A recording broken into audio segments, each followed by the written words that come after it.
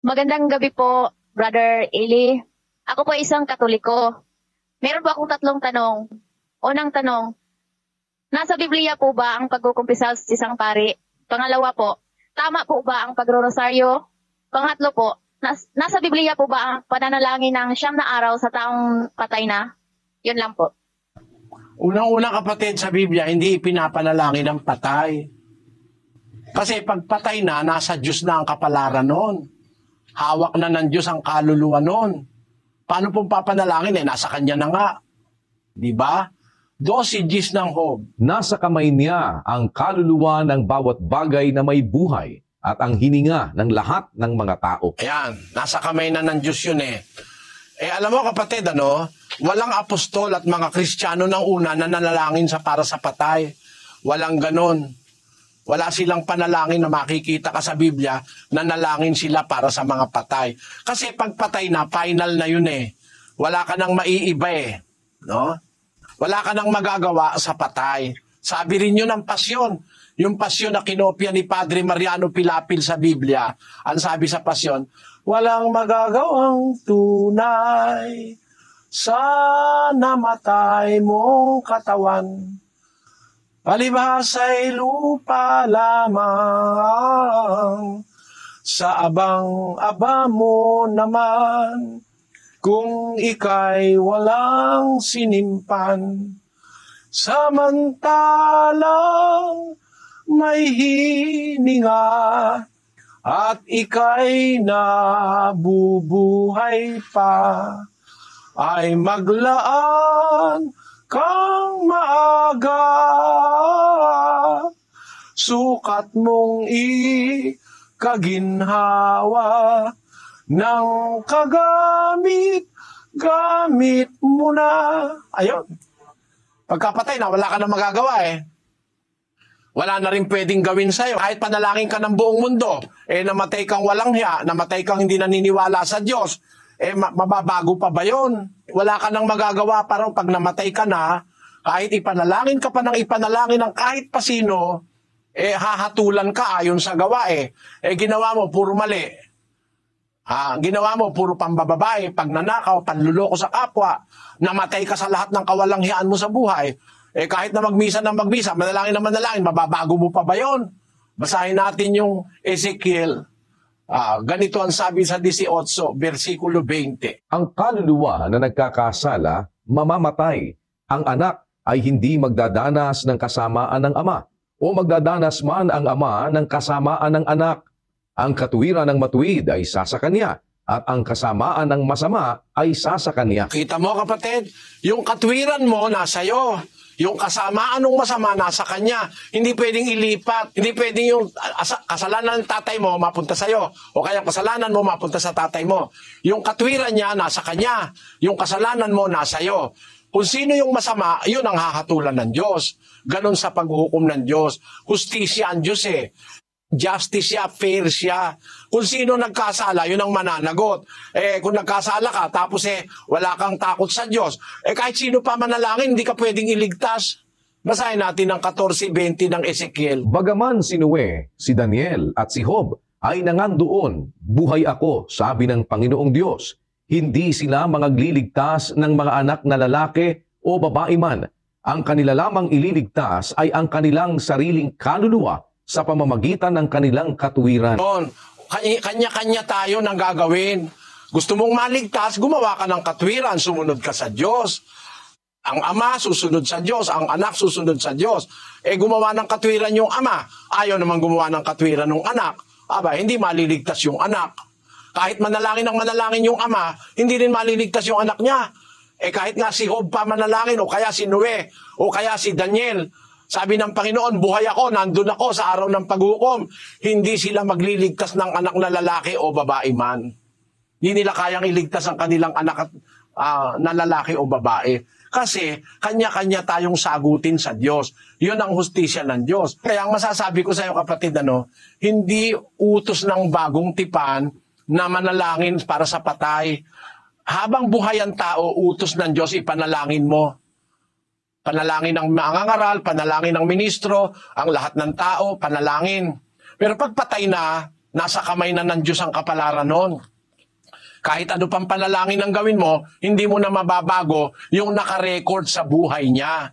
Hindi nababago ng panalangin yung nakarecord. Basahin natin ang 20:12, kapatid na Daniel ng Apokalipsis. At nakita ko ang mga patay, malalaki at maliliit, na nakakatayo sa harapan ng luklukan, at nangabuksan ang mga aklat, at nabuksan ang ibang aklat, na siyang aklat ng buhay. At ang mga patay ay hinatulan ayon sa mga bagay na nasusulat sa mga aklat, ayon sa kanilang mga gawa. Hahatulan tayo sa gawa, yung ginawa natin. Hindi tayo hahatulan sa ginawa ng iba para sa atin. Kasi, napakasama mong tao pagkatapos ngayon. Lahat ng mga tao, halimbawa, magpamisa, manalangin. Mababago pa ba yun? Nakasulat yung gawa mo araw-araw. May aklat ng buhay kapatid. May record tayo sa langit, tayong lahat. Kumbaga sa school, meron tayong card. Nandun yung record kung papasak ka, kung hindi. Hindi mo mapabago yung card. Maaring mabago mo yung pagka yung teacher mo tumatanggap ng lagay. Ang Diyos ay walang lagayan doon. Walang palakasan doon. Kung ano talaga yung ginawa mo, yun ang pananagutan mo sa araw ng paghukom. Kahit sino pa ang manalangin para sa'yo, patay ka na, wala ka ng paraan para magbago kasi patay ka na, kahit sino pa manalangin para sa'yo, hindi ka na pwedeng patawarin. Kaya bago pa tayo mamatay, dapat mapatawad tayo. Para tayo mapatawad, dapat tayong mangumpisal. Kanino tayo mangungumpisal? Basahin natin ang 32:5 ng awit. Aking kinilala ang aking kasalanan sa iyo, at ang aking kasamaan ay hindi ko ikinubli. Aking sinabi, aking ipahahayag ang aking pagsalangsang sa Panginoon, at iyong ipinatawad ang kasamaan ng aking kasalanan. Ang kumpisal, ikukumpisal mo sa Diyos, kapatid. Sa Diyos kasi, hindi ka mahihiyang mangumpisal ang sabi sa Biblia, aking ipahahayag ang aking kasalanan sa Panginoon, at iyong ipinatawad ang kasamaan ng aking kasalanan. Sabi diyan sa Cebuano, giila ko ang akong mga salangan hakanimo, ug wala ko tagoy sa akong kasalanan. Miingon ako, igasugid ko sa Ginoo ang akong mga kalapasan, ug imong gipasaylo ang pagkadautan sa akong sala. Sa Panginoon tayo mangungumpisal, hindi sa pare. Ngayon, yung pagrurosaryo, kapatid, bawal sa Biblia yon. Ikinalulungkot ko, huwag kang magagalit, tinanong mo, hindi naman kita inaatake. At kahit sino, hindi ko naman inaatake. Bawal ni Kristo yung ulit-ulit na panalangin sa 7 ng Mateo. At sa pananalangin ninyo ay huwag ninyong gamitin ang walang kabuluhang paulit-ulit na gaya ng ginagawa ng mga hentil, sapagkat iniisip nilang dahil sa kanilang maraming kasasalita ay didinggin sila.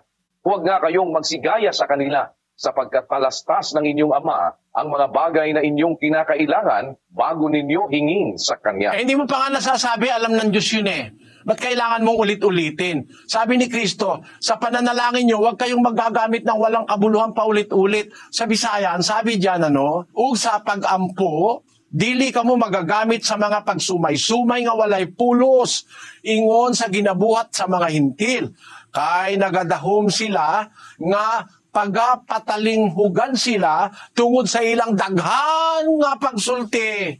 Busa, dili ka mo manig-ingon kanila, kay nahibalo ng inyong amahan sa inyong mga kinahanglan, sa wala pa kamo magapangayo kaniya. Paano kang gagamit pa ng rosaryo? Ang rosaryo, ulit-ulit na panalangin yan biro mo, ulit-ulitin mo. Hindi naman bingi ang Diyos. Hindi naman siya bingi. Hindi naman siya makulit. Kinukulit lang nung iba. Trabaho ng mga hintil yan nung araw. Akala nila kung marami silang sinasabi, papakinggan sila. Ang Diyos nga sabi nga nung kanta yung, I believe above the storm, the smallest prayer will still be heard.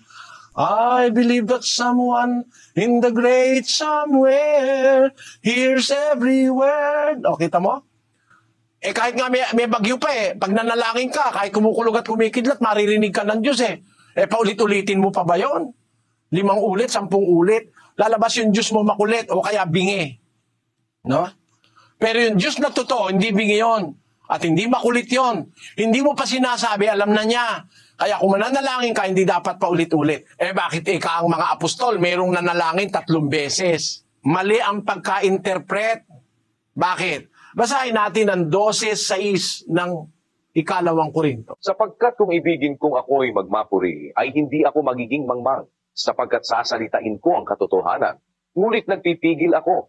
Baka ang sino man ay magakalang ako'y mataas sa nakikita niya sa akin o naririnig sa akin. At nang ako'y huwag magpalalo ng labis dahil sa kadakilaan ng mga pahayag, ay binigyan ako ng isang tinik sa laman, ng isang sugo ni Satanas, upang ako'y tampalin, nang ako'y huwag magpalalo ng labis. Tungkol dito'y makaitlo akong nanalangin sa Panginoon upang ilayo ito sa akin. Si Pablo, nagkaroon siya ng tinik sa laman. Parang nagkaroon siya ng kapintasan sa harap ng tao at ng Diyos. Nanalangin siya sa Diyos. Sabi niya, makaitlong nanalangin ako upang alisin ito ng Diyos sa akin. Alam mo kapatid, yung makaitlo dyan, hindi dun sa oras din na yun. No? Kasi si Pablo nananalangin palagi, umaga, araw at gabi. Nananalangin si Pablo araw at gabi. Pero hindi ulit-ulit. Yung panalangin niya, inuulit niya sa susunod na isang pagkakataon ng panalangin. Basahin natin ang ikalawang Timoteo 1:3. Nagpapasalamat ako sa Diyos na mula sa aking kanununuan ay aking pinaglilingkuran sa buting malinis, na walang patid na inaalaala kita sa aking mga daing gabit araw. Ayun, si Pablo kung manalangin gabit araw. Pinanalangin niya ngayon, pwede niyang ulitin uli mamayang gabi bago siya matulog. O kaya bukas uli. Pero hindi doon sa oras na yun, ulit-ulit na parang panalangin ng rosaryo na yung oras din na yun, ilang beses sasabihin. Si Pablo, lagi niyang ipinapanalangin si Timoteo, araw at gabi. Hindi sa oras din na yun, ulit siya ng ulit siya ng ulit. Lalabas kasi makulit yun eh. Yun ang bawal. Yung ulit doon sa oras na yun. Pero halimbawa, habang hindi mo natatanggap yung ipinapanalangin mo, pwede mo namang ulitin yun. Bawa, nanalangin ka sa umaga, pwede mo ulitin sa gabi. Panginoon, wala po akong trabaho, sana bigyan mo po akong trabaho. Di ba, nanalangin ka Lunes, Martes wala ka pa rin trabaho, pwede mong ulitin. O kaya, Miyerkules wala ka pa rin, pwede mong ulitin. Pero doon sa oras na yun, Lunes, Panginoon, wala po akong trabaho, bigyan mo ako. Panginoon, wala po akong trabaho, bigyan mo ako. Panginoon, wala po akong trabaho, bigyan mo ako. Panginoon, hindi pwede yun. Lalabas makulit ang Diyos noon. Pwede mong ulitin sa ibang pagkakataon ng panalangin. Pero doon sa mismong oras na yun, gaya ang ginagawa ng mga nagro-rosaryo, mali yun, kapatid. Bawal ni Kristo yun. Hindi naman katakataka, kapatid na Rachel. Kasi ang aral ng rosaryo, hindi naman galing kay Kristo yan eh. Pakinggan mo sa aklat ng Katoliko kung kanino galing yung rosaryo. Ito po ang Aklat Katoliko, The Secret of the Rosary, sa page 18. Ito po ay sinulat ni Louis de Montfort, Roman Catholic author, priest and confessor. But it was only in the year 1214, however, that Holy Mother Church received the Rosary in its present form and according to the method we use today. It was given to the Church by Saint Dominic, who had received it from the Blessed Virgin as a powerful means of converting the Albigensians and other sinners. Hindi naman pala galing kay Kristo yan eh. Galing daw yan kay Santo Domingo. No? Na di umano, galing naman daw kay Blessed Virgin. Paano mangyayari yun? Patay na si Blessed Virgin nung mabuhay itong Santo Domingo ito. Malaki naman kasinungalingan yan. Ibig mo sabihin si Maria na nakalibing, patay, nagdala ng rosaryo, binigay kay Santo Domingo. Paano mangyayaring mabigyan yan ni Maria ng rosaryo? Patay na rin si Maria nung panahon na yon. 1,000 taon nang patay si Maria nung nabuhay si Santo Domingo. Paano nangyari na ibinigay ni Maria kay Santo Domingo yung rosaryo? Si Maria hindi naman nagro-rosaryo. Wala namang mababasa sa Biblia ang rosaryo. In the first place, walang mababasa sa Biblia na rosaryo. Kanino galing? Kay Santo Domingo. Umano, galing kay Santa Maria. Paano maibibigay ni Santa Maria? Patay na si Santa Maria nung mabuhay si Santo Domingo. At saka, paano siyang bibigyan ng rosaryo? Wala naman rosaryo si Maria. Siguro ibang Maria yon. Iyon ang ibig kong sabihin, kapatid. Naunawaan mo po ibig kong sabihin, kapatid na Rachel? Opo, nawaan ko po. Salamat po, Brother Ernie. Salamat sa Diyos. Pagpalain ka naman ng Panginoon, kapatid.